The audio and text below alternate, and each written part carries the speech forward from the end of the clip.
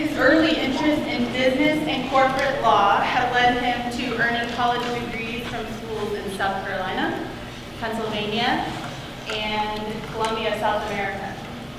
He worked as a general practice lawyer, a professional researcher of institutional corruption, an international legal consultant, and a director of education. These experiences and his passion for social issues brought him to his current work as the director of the Civil and Human Rights Department in the city of Des Moines. I was lucky enough to get to hear Mr. Barr speak at a Europe conference in 2017, you guys, and I asked him afterwards if he would be willing to come to our school and talk with us. I told him I didn't have a date, but I'd like to, be in contact for someday in the future, and that day is today. And I'm so excited to get to introduce him to you. Barr, these are our seniors.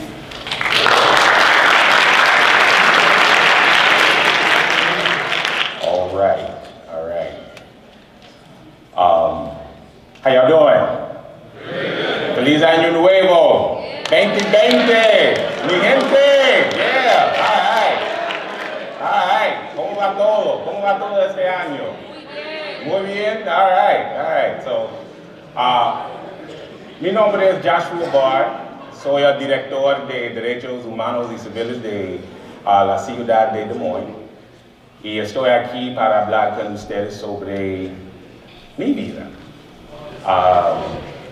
So just in case you don't speak Spanish, my name is Joshua Barr, she stated. I'm the director of the Des Moines Civil and Human Rights Commission. And I have limited time. I actually need to time myself so I can give y'all everything I got.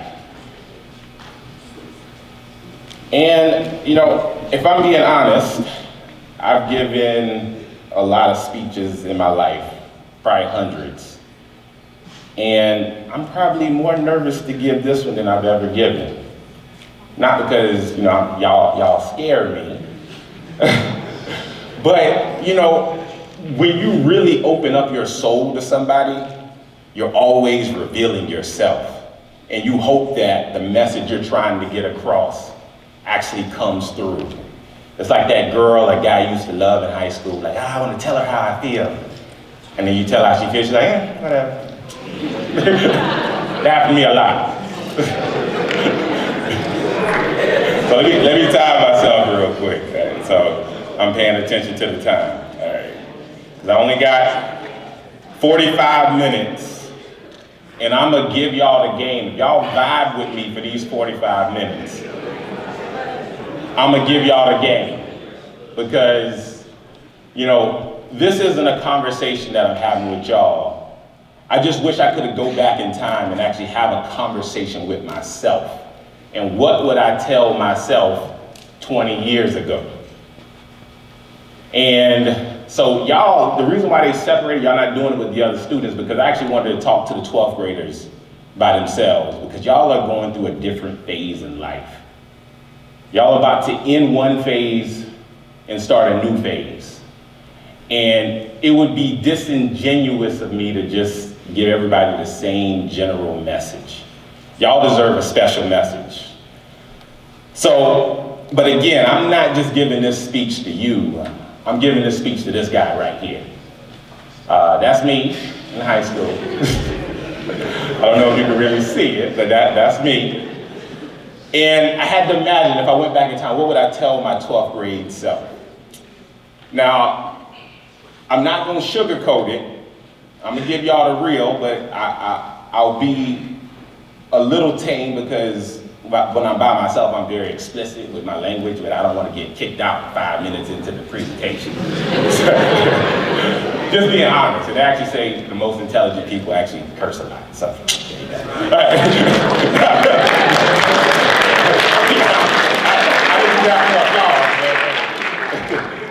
but so some of these things I'm gonna talk about in this short time I have, maybe something you've never heard in your life, and some of you may never hear it again. But I wanna be real. And I don't want to just give you a sugar-coated message about, oh, just do your schoolwork and everything will be okay. That isn't 100% true. So, if I really speak to you today and you really like what I have to say, because my message to the 9th, 10th, and 11th graders are going to be a little different, I'd advise you to sneak into theirs and hear what I got to say to them as well. First lesson in life is all famous people from history are rebels. Every single one. George Washington, a rebel. Thomas Jefferson, a rebel. Harriet Tubman, a rebel. Martin Luther King, a rebel.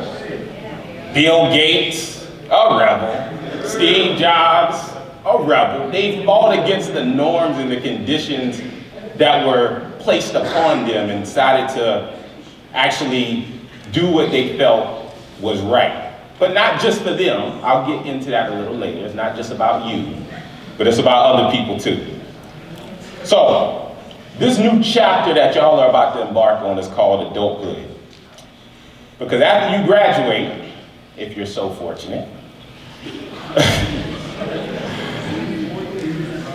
a lot of the things that you've done in high school where they call you a screw up, and they ain't gonna call you they're not just gonna call you a screw up anymore. You're a delinquent.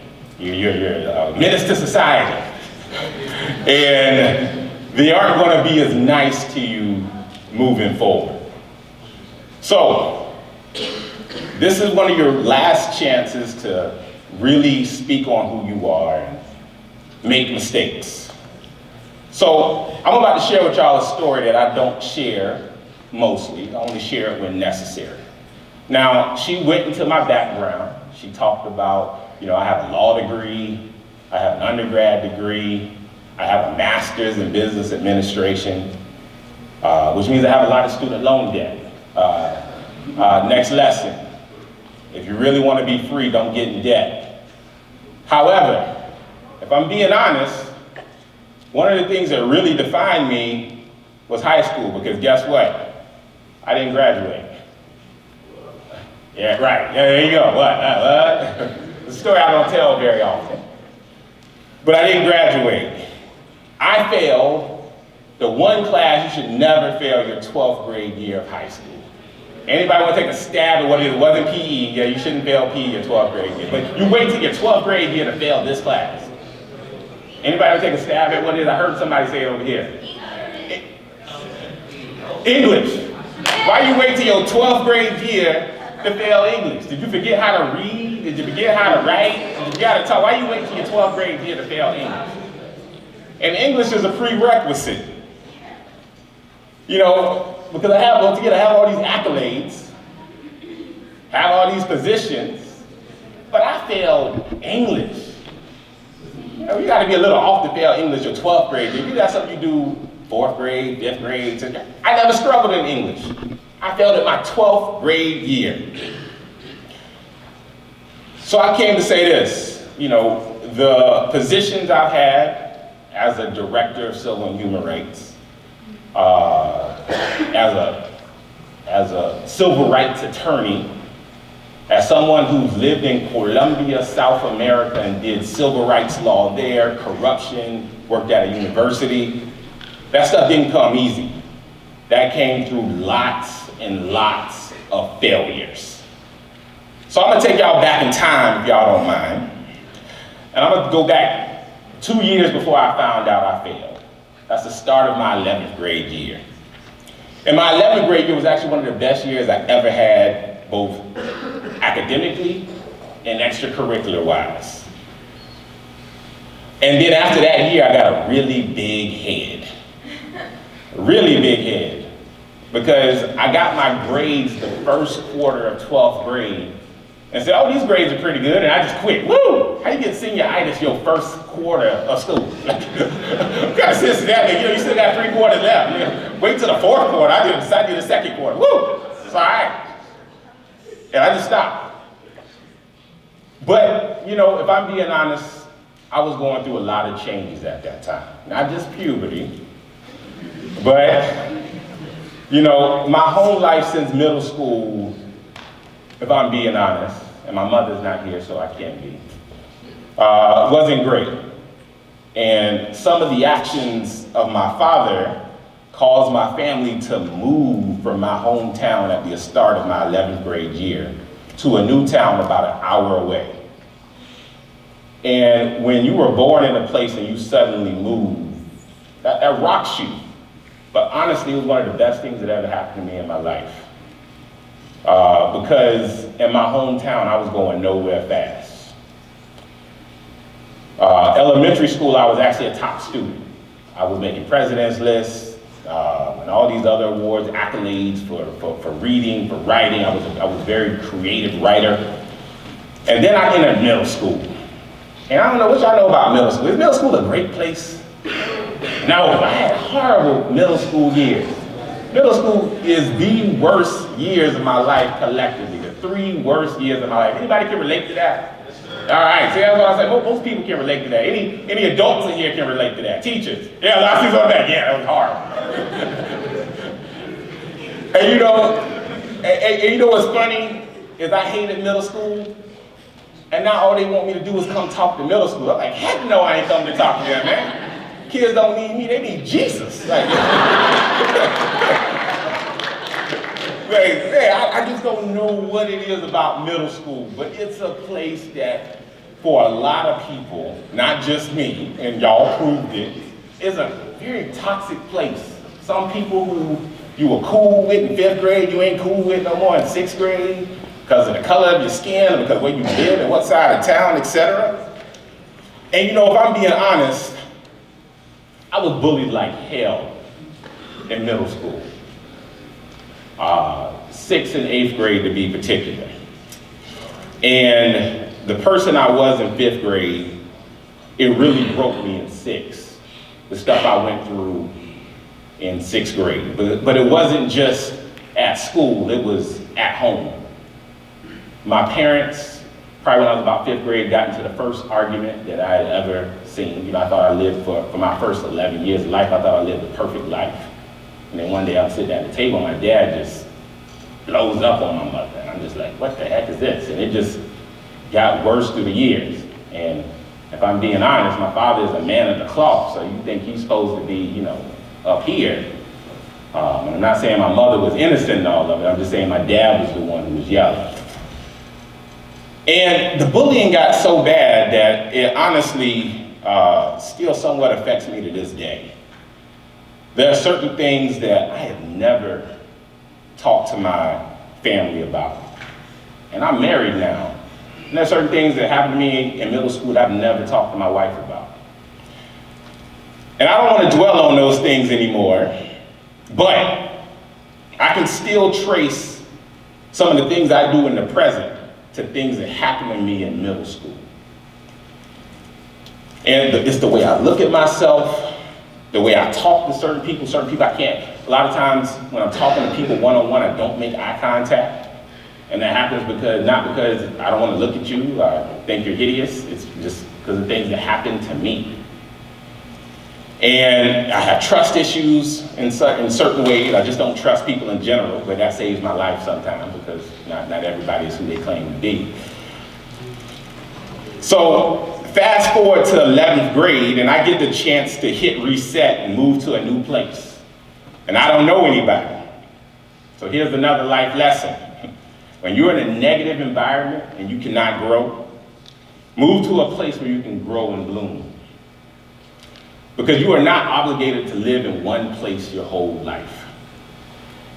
Your home is the earth, anywhere on earth. One of the reasons I've had successes in my life is because I've had the ability to hit reset and the courage to move from place to place and not be tied down to familial ties or even love. I mean, hell, I'm an Irish. I didn't plan that. So when you're in a new space and you don't really know anybody, you have to latch on to what you know. And in 11th grade, I latched on to my schoolwork. And that year, I joined the choir, started singing, even though my family told me I came from a singing family, but I was told I was the one that couldn't sing. I started receiving accolades for singing, and I would put those photos up, but you know, y'all don't need to see my show choir photos. We brag. So I was in show choir, that was great. Right? You don't brag about that when you get older, you try to hide that. But so, I also was no longer in my older brother's shadow. My older brother was the big fish at the previous high school. We had about 3 years between us. So when I came my 9th grade year, he was a 12th grader, although technically he should have graduated, but he failed his junior year. Actually, he didn't fail, he wanted to repeat because he was having such a good time being a big fish, and that's actually a true story. He failed himself so he could stay in school another year. Yeah, that's my brother. I got a million stories about him. But after that great 11th grade year, my parents decided they wanted to move back to my hometown, 12th grade year. And you know what I told them? I ain't going. And because they hadn't been really actively parenting me for a few years, you know what they did? They said, fine. And they let me stay unsupervised in another town. And then I did one of the craziest things I've ever done. I moved in with a friend of my oldest brother who stayed in college 8 years. Literally, he didn't get a master's. He spent 8 years getting his bachelor's degree, having the time of his life. His dad paid for everything. He had student loan debt like me. And I stayed with him. He was a party animal. So I'm staying with an 8-year guy that's been in school 8 years, who had graduated 2 years before, but was still hanging out on campus because he just loved it so much. And me, a senior in high school. And when I should have been in class, I was partying with this dude. And I had a great time, I'm not gonna lie. But I should have been in school. And, you know, but again, that freedom that came from having my own independence, because that 11th grade year, I also got 2 jobs. When I had those 2 jobs, I now had money for the first time in my life. And again, I had 2 older brothers. So, you know, when you have 2 older brothers, you know what that means with your clothes. What are they? Hand-me-downs. I bought my own first clothes in 11th grade. I finally was able to buy Jordans. I'm like, yes, Jordans, finally. Not Wardens, like that's what my brother wore. My brother wore them. So, I never got the 11s though. That's still a dream of mine, get the 11s. But, so I was living the good life. I spent a lot of time on the college campus. And after that first quarter, I just kind of checked out. I dropped out of course, spent the rest of my year trying to chase this girl named Maria.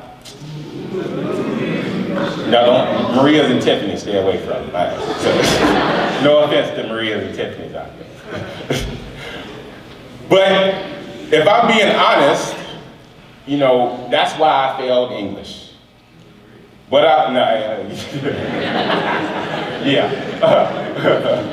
but if I'm being even extra honest, I should have failed pre-calculus and civics as well. Because I didn't do well in those classes either. However, I had 2 teachers that took pity on me and they gave me a C. And the reason the last day of class was, and they both said the same thing, I see something in you that you don't even see in yourself. And that's something I kind of saw on my report cards from 6th grade up to 10th grade, skip a year, back to 12th grade. It always said, Joshua is not living up to his potential. And even when I went to summer school that 12th grade year, my summer school teacher, Ms. Moses, said, what are you doing in here? You are smart. What are you doing? And although failing English is one of the most embarrassing things that have probably ever happened to me, because it sucks to explain to your family, hey man, I failed. Oh, did you fail pre-calculus? Did you fail advanced AP psychology? No, I failed English. What? But here's the crazy part of the story. The whole time I was in high school, I was in college prep and advanced prep classes. Now, I don't know if they do it here, but where I'm from, they look at you after your 8th grade year, and they say, you're gonna be in tech prep classes, and you're gonna be in college prep classes, and you're gonna do advanced classes, and you're gonna be in honors classes. So we had 3 tracks. We had tech prep, college prep / AP, they kind of blended together in honors courses. And sometimes the honors students would blend into the college prep, advanced prep courses because they didn't have all honors classes. But when you think about it, that's messed up because essentially you're being judged. They look at somebody and say, you're going to college and you're going to be a janitor. Like, how are you going to judge somebody on that? And despite my mediocre and poor grades, I never took tech prep classes because I always did well on standardized tests. Every time I took a standardized test, 8th grade, 10th grade, and I think 8th and 10th grade, they said, this guy is college prep, advanced prep material. They said, this is the level he should be at. But when you think about it, we're always being tested. So let's look at this example.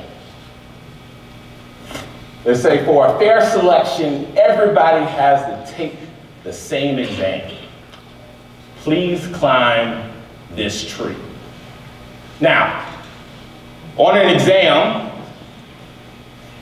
who's going to make it up the tree in this example? All right, I heard one say it loud, be bold. The monkey. Who else is going to make it up? Somebody say, I heard it just now. The bird. Now, in society, if the only test is making it up the tree, what do they say about the other people that don't make it up the tree? Say it loud. They're no good, they're what?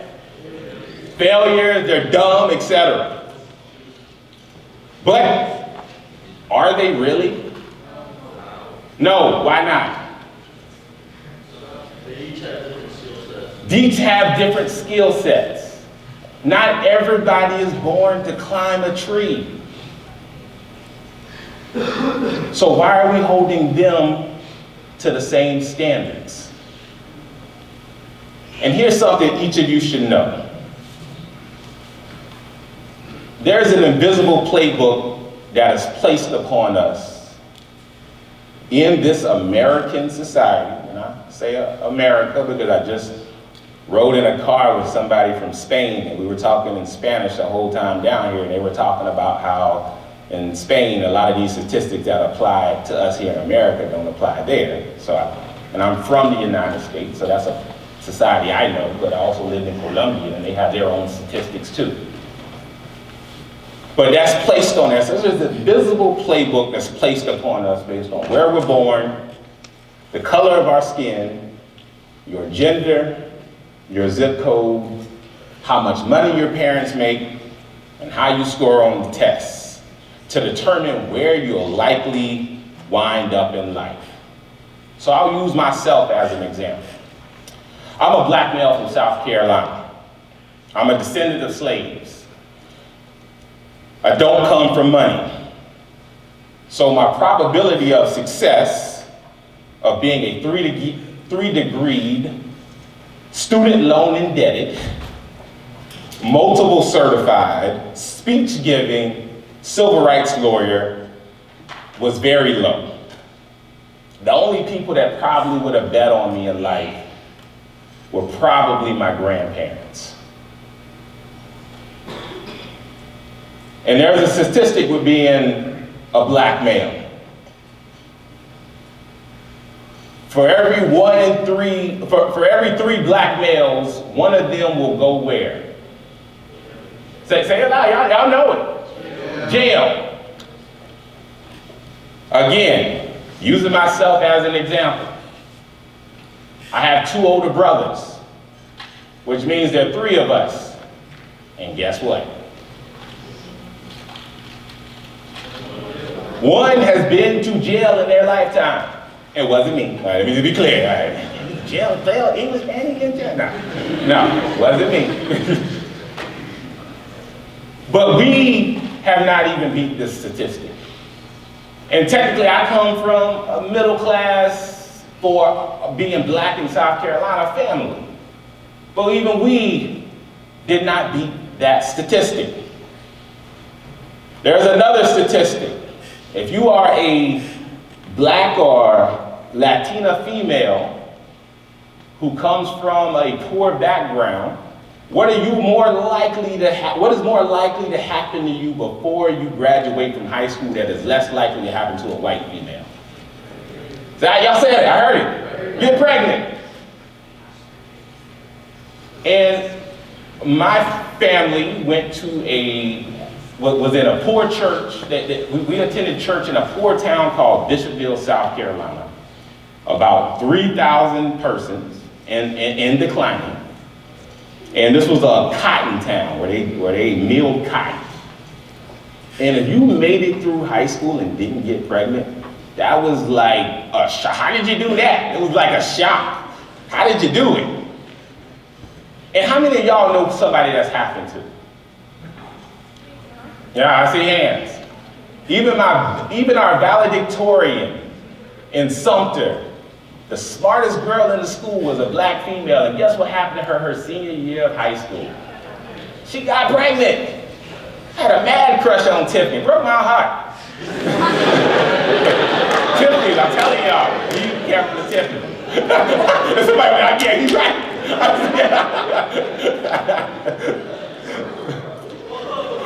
So, let's take a look at this artwork. All right. What does this say to you? This is a piece of art, so don't freak out. Art comes in different ways. You know, if you paid attention to your European history classes, they had the Venus that was standing there, so don't freak out. Oh my God, you've seen stuff like this before. What do y'all see here? Anybody?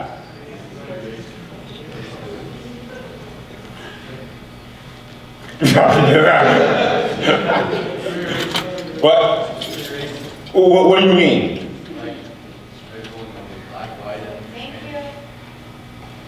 All right, so you're saying there's black, white, Hispanic. What else do you? Stereotypes. All right.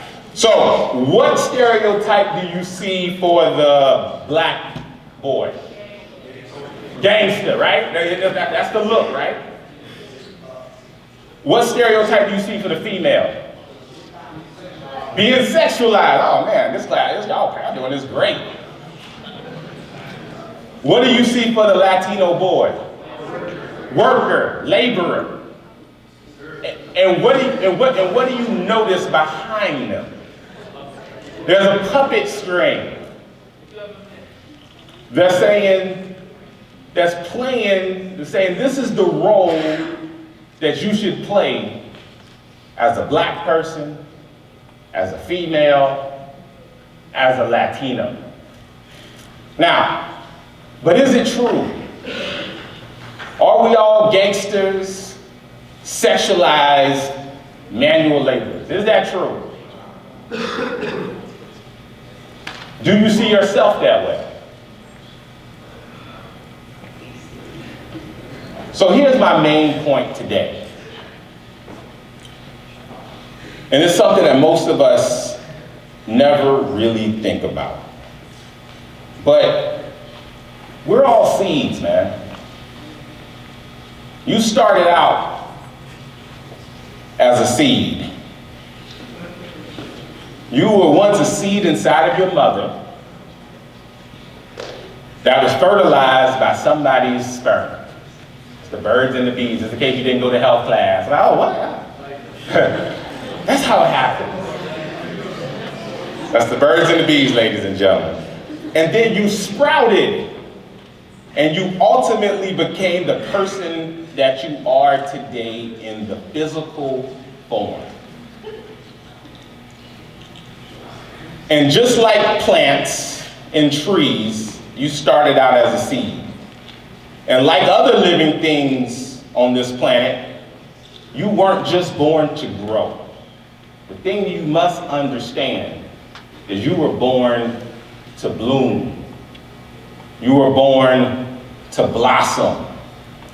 And to bloom means to flourish and mature into the achievement of one's potential, whatever that is. I truly believe that the purpose of life, and this is my definition, not anybody else's, the purpose of life is for the purpose of expression. The flower expresses itself through the beauty of its petals, through the beauty of its bloom. The tree expresses itself through its leaves and through its fruit. The bird expresses itself through its song. And human beings express themselves by identifying the unique talent within each and every one of you and sharing it with the world. There is no other person like you on this earth. There is no one that has all the exact same measurements that you have at all. You may have a different fingerprint. For me, my right leg is actually just a little bit longer than my left leg. Some of y'all got that same issue, you just never recognize it, but you walk. You are unique. And within each of us is a seed waiting to sprout, to come out in its full bloom and share what they have with the world. Each and every one of you has a seed inside of you. And that seed is the potential to do something great with your life. The secret is to reach down and figure out what that is and make it bloom. So going back, how did I find my seed of expression? Being a black person in South Carolina was a very weird experience in high school because they start to separate you again, going back to the tech prep, college prep. And being in college prep classes meant that I was typically the only black student in my classes. And that was a very lonely existence. Couldn't hang with the whites because we didn't identify. We were from different cultures, different places. Didn't hang with the blacks anymore because now I was this smarty art guy that was now a white boy all of a sudden. You go to college, hey, white boy, I'm still the same guy that we knew last year. Nah, you white now. Okay, thank you. You can get the memo. And so I had a very lonely existence. I never truly fit in with my family. They always thought my middle brother was they always thought the second oldest was going to be a black sheep, but it turned out to be me. I never really fit in at school because of the reasons I gave. I never really fit in at church. And I never really fit in with most of the people I encountered on a daily basis. I'm just different. But what it took me a long time to recognize is that being different is okay. Being different means you are you. We keep saying that we're all individuals, but if you watch commercials, they're all trying to get you to drink the same drink, buy the same clothes, buy the same product, buy this phone, etc., etc., etc. It took me a long time to embrace my different. And as someone who just embraced their different yesterday, I have to say this. The day you accept that you were not born to fit in is the day I promise you you'll stand out. You were not born to be like everybody else. What you were born to do is find that seed of expression inside of you and let that seed sprout and grow until it's fully formed into something beautiful. Whether it's a tree, a flower, whatever it is. But see, the problem with today's society is that they keep piling things up on us that are so unnecessary. So my math teachers, please forgive me for a moment, but if you're not going to be a mathematician or an engineer, I promise you 20 years from now, you're not going to use parallelogram. Sorry, but it's just true. Not saying you don't need to know it, but it's true. So while we are trying to steadily give you that general education, You have to make sure you're breaking it down and utilizing those pieces that are pertinent to that seed of expression inside of you that fits right here. And here's the thing. That seed of expression has spoken to us before. To some of you, it actually still speaks. You know what you were born to do.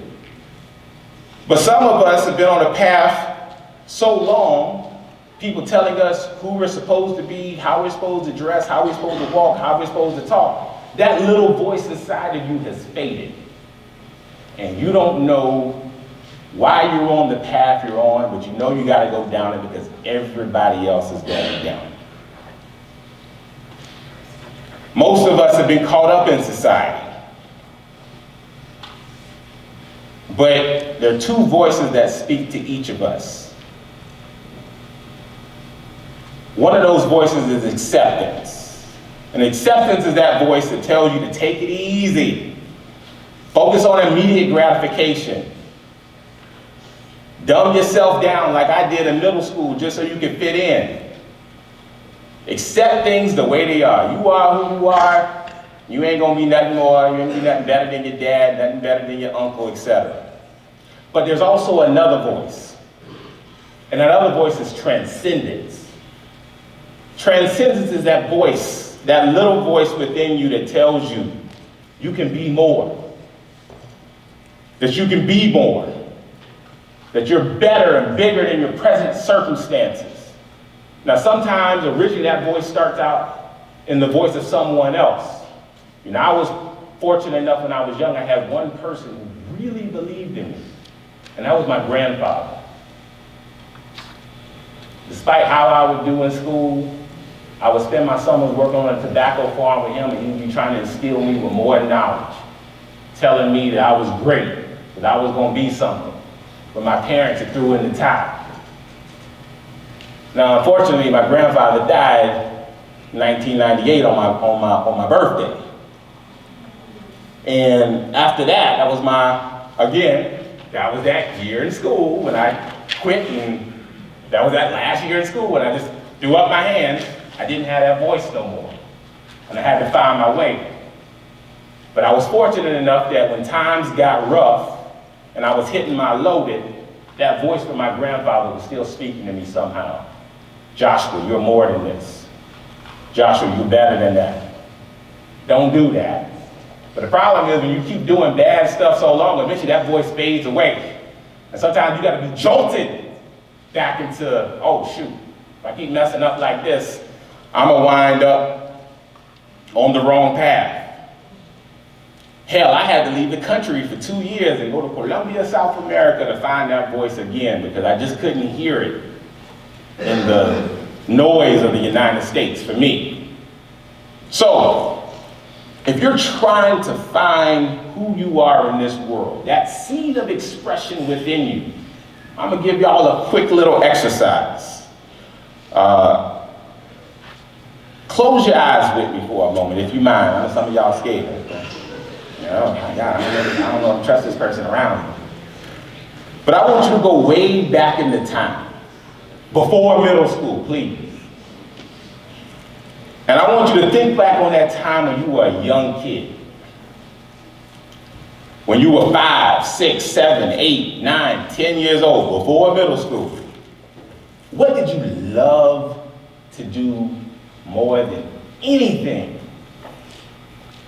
What did your parents or your guardians have to pull you away from so that you could eat or get ready for bed? What did your parents, community members, and teachers praise you for at a young age? What were the classes that just came naturally to you? What were those things that you loved to do? Now keep thinking. Think about if there was one thing in life that you could do and know that you would not fail and that money was not an obstacle. What would you do? What are you thinking about? What do you see?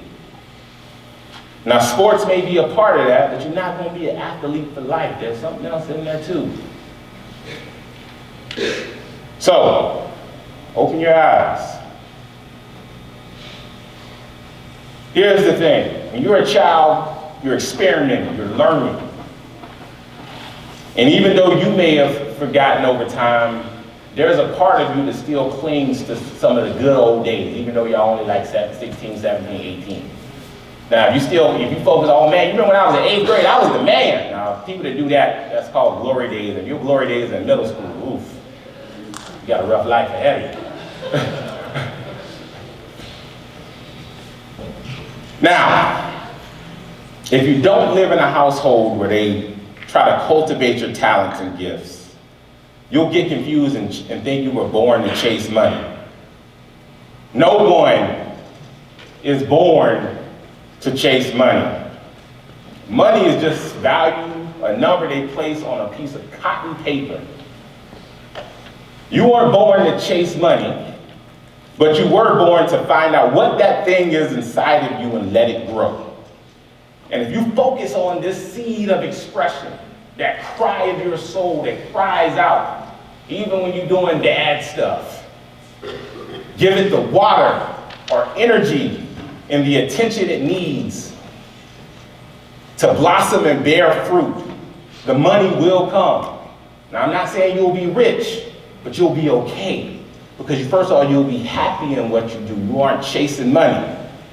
On the road to self-actualization, finding yourself, money is secondary, never primary. You weren't born to be a YouTube star. Even though you may be born to express your talents on YouTube, that is not your God-given purpose. I was born to be a YouTube star. YouTube didn't exist back then. But you're born to create. Everybody has a creative gene inside of them.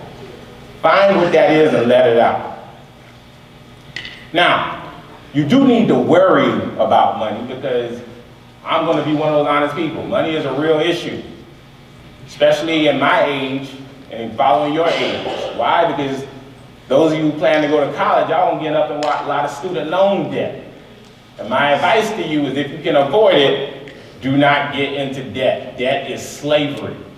And you can never be who you truly were meant and born to be as long as you're shackled to someone or something.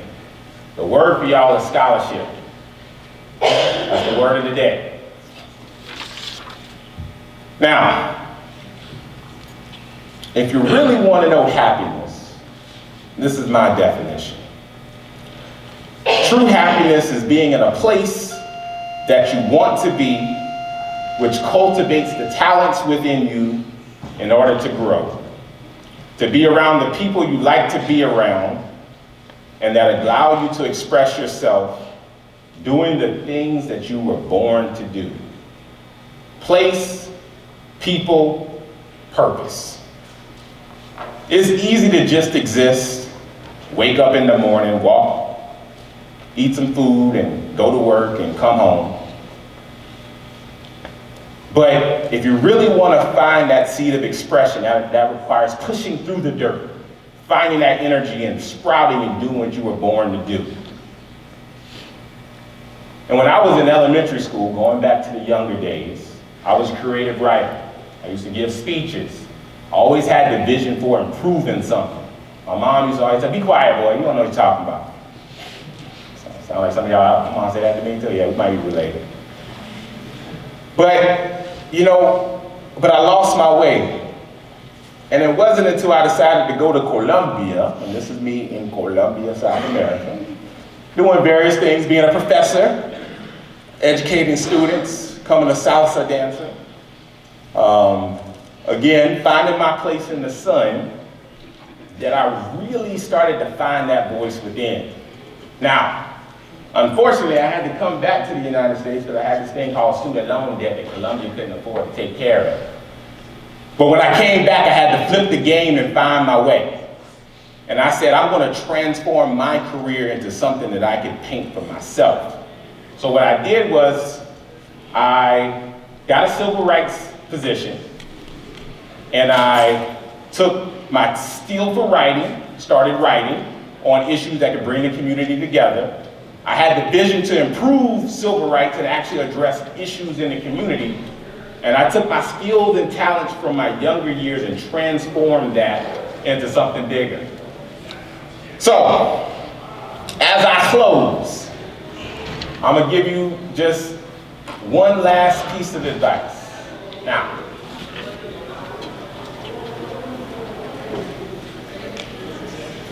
who's willing to come take this $20 out of my hand?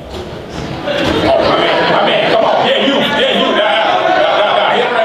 right here. You got, First dude. All right, now hold on 1 second. That's yours. Now, I've done this for years.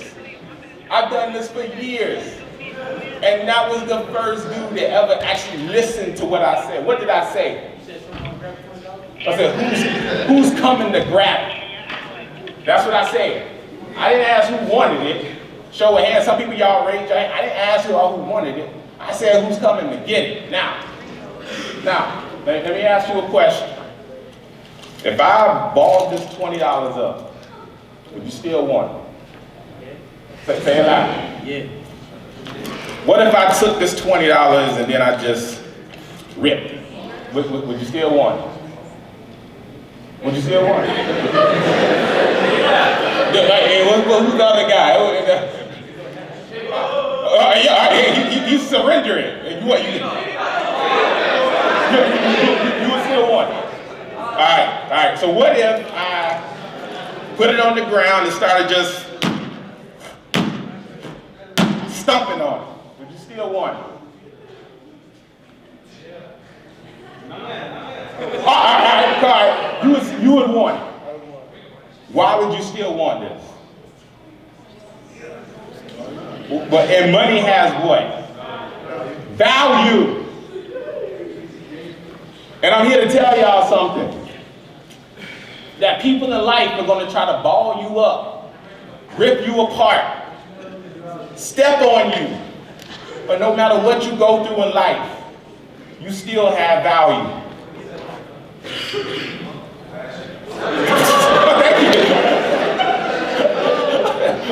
Y'all ain't paying attention, man. Come on.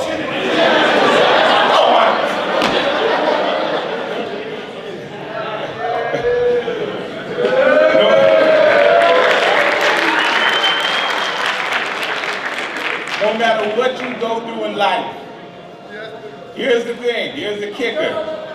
As I close, I got literally 15 seconds left.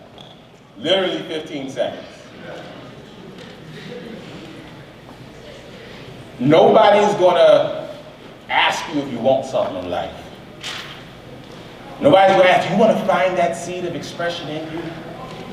You gotta go and find that seed that's within you. And you gotta be willing to just jump up and seize the opportunity within you and grab it. And even when you try to grab it, people are gonna try to rip you apart. They're gonna try to step on you, talk about you, gossip about you. But you still got something to give this world. You still have value to add to this world. So don't let no one try to rip you apart. Don't let no one talk you down, because they may try to bury you, but you are a seed. You were born to bloom. And you might be saying, dang, you know, I'm graduating in a semester. Why do I get this message now about this seed of expression inside of me? But there's a saying, you can start too late, but you can never start too soon. And that may sound like an oxymoron to you, but that just means get going. The time is going to pass anyway, so you might as well spend that time expressing yourself. A child that's only educated in school is an uneducated child. So I want y'all to reach. Yes, monarchs, reach. Respect yourselves, respect others, hold yourself accountable to that seed within you. Be confident of that seed that's within you that's dying to come out, that's dying to sprout, and be honest with yourself about what that is. Because baby, You were born to bloom. Thank y'all.